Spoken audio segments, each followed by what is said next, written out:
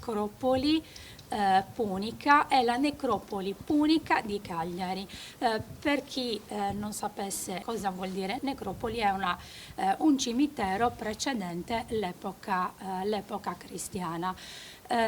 Tuvigeddu significa in sardo colle dei piccoli fori e deriva dal sardo tuvu, che significa cavità o buco. Oggi è compresa tra la via Ismaglias e la via Santa Vendrace, ma in passato era grande addirittura 80 ettari.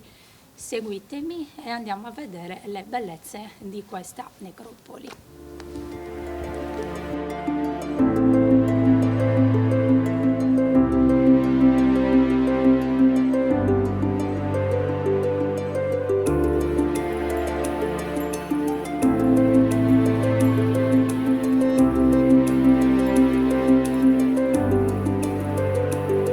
Tombe sono scavate le une vicine alle altre, prestando attenzione a non rovinare quelle già esistenti. La tipologia delle tombe è chiamata a pozzo perché sono dotate di una, talvolta due camere sepolcrali accessibili tramite un pozzo verticale. Il pozzo verticale aveva degli incavi o delle pedarole che permettevano l'accesso ai necrofori.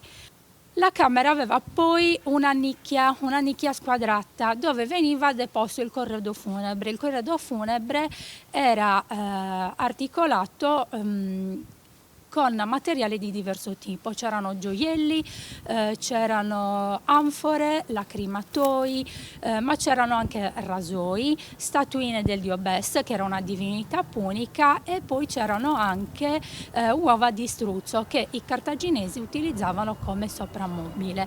Molto spesso si paragona Tuvigeddu con la necropoli di Cartagine, ovviamente. A Cartagine, per esempio, troviamo pozzi di 20 metri e quindi si è ipotizzato che più profondo fosse il pozzo e più importante fosse la persona sepolta all'interno della necropoli. Il pozzo veniva poi ricoperto dalla terra e contrassegnato con un cipo sepolcrale, anche se qui a Tuvigeddu non ne sono stati ritrovati. Dobbiamo sottolineare che la necropoli per molto tempo è stata oggetto di vandalismo da parte dei tombaroli, e quello è uno dei risultati compiuti dai tombaroli, che probabilmente andavano alla ricerca di tesori, di oggetti preziosi, quindi questo è il risultato della loro attività.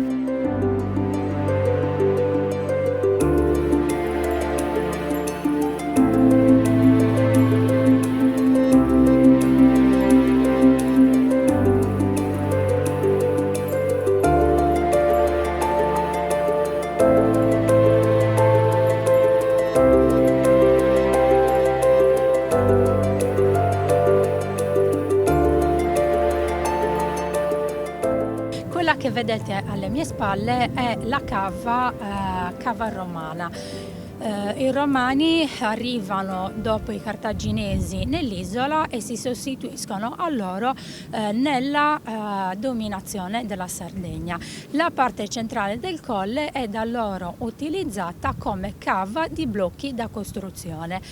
Anche i romani utilizzeranno Tuvigeddu però come luogo di sepoltura, quindi abbiamo da questo lato la necropoli punica e nella zona di Santa Vendrace la necropoli di epoca romana, e questo ci conferma quanto fosse viva la città di Cagliari tra l'epoca punica e l'epoca romana. Tra gli anni 70 e gli anni 80 sono stati portati avanti degli scavi che hanno consentito di portare alla luce una delle tombe più importanti della necropoli di epoca punica, ossia la tomba del Cid o tomba del guerriero.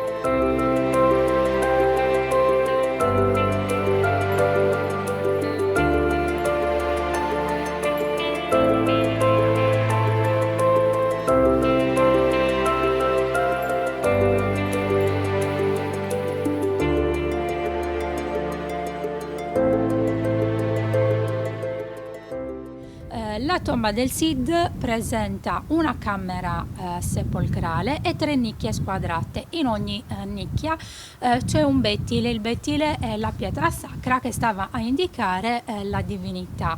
Ma la cosa più interessante che troviamo nella tomba è una raffigurazione di un uomo barbutto che ha un elmo crestato, un panno svolazzante intorno ai fianchi ed è rappresentato mentre sta per scagliare la lancia. È realizzata questa figura con l'ocra rossa, è alta 25 cm ed è realizzata con il solo contorno. Che valore ha per te tu Vigeddu?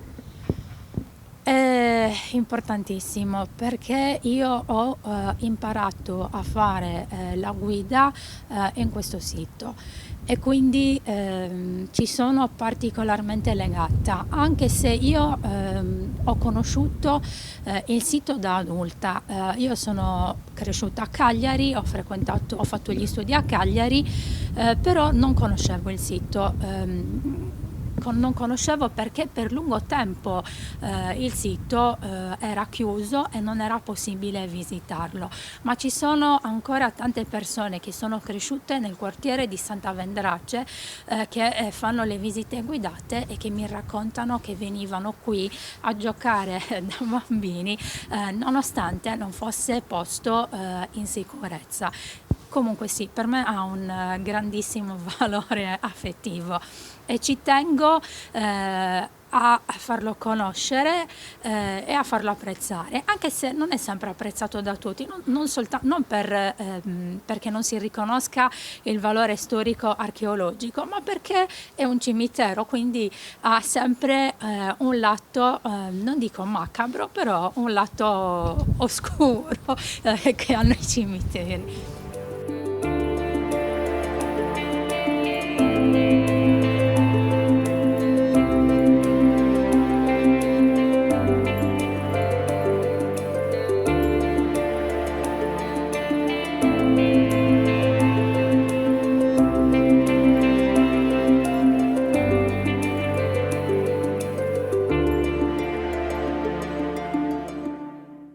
Jessica, abbiamo fatto una piccola interruzione del nostro percorso perché ci vuoi mostrare qualcosa di particolare? Sì, quello che rimane dell'acquedotto romano. L'acquedotto romano che partiva da Villa Massargia, che si trova circa 40 km da Cagliari, e arrivava fino alla città e attraversava tutto il colle e poi diramava l'acqua a tutta la Cagliari di epoca romana. Alle mie spalle vediamo anche delle altre tombe e queste tombe durante i bombardamenti del febbraio del 43, quando Cagliari viene completamente distrutta, molti abitanti del quartiere Santa Vendrace utilizzano le tombe prima come luogo, come rifugio e poi successivamente vengono utilizzate addirittura come case da chi aveva perso la casa. Ricordiamo che questa zona, Santa Vendrace, Stampace, è una zona ricca di grotte, cavità, cisterne che ancora resistono e caratterizzano questa zona in maniera particolare. Qual è il legame tra il quartiere di Santa Vendrace e tu Vigeddu? È un legame fondamentale perché sono stati gli abitanti del quartiere a tramandare leggende, storie riguardanti la necropoli di Tu Vigeddu e forse sono stati anche i primi che l'hanno rispettata e che l'hanno amata e poi l'hanno fatta conoscere a tutto il resto dei cagliaritani.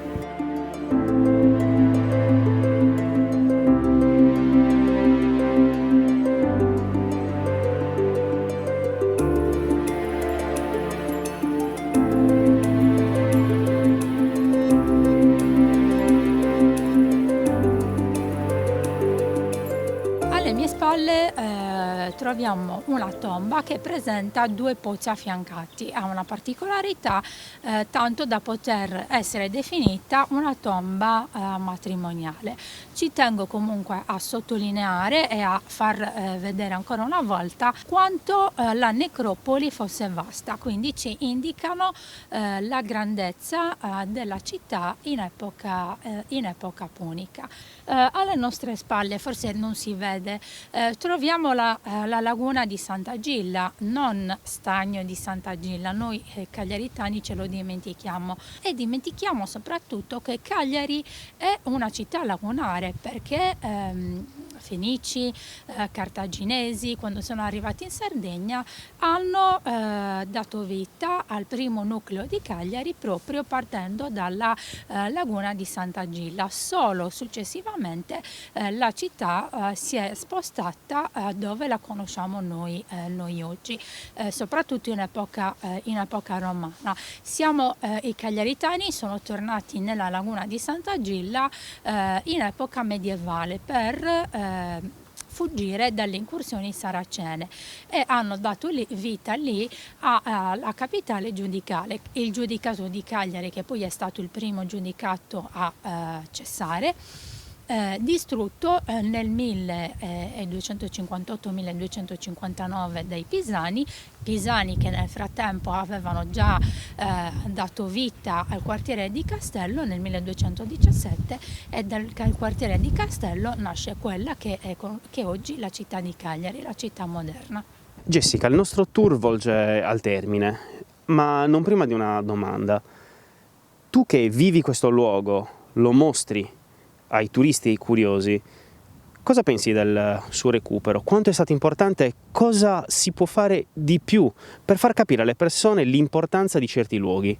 Allora, Tuvigetu sicuramente è un sito importante perché ci permette di scoprire una parte importante della storia di Cagliari e sicuramente creerebbe opportunità turistiche, culturali e lavorative.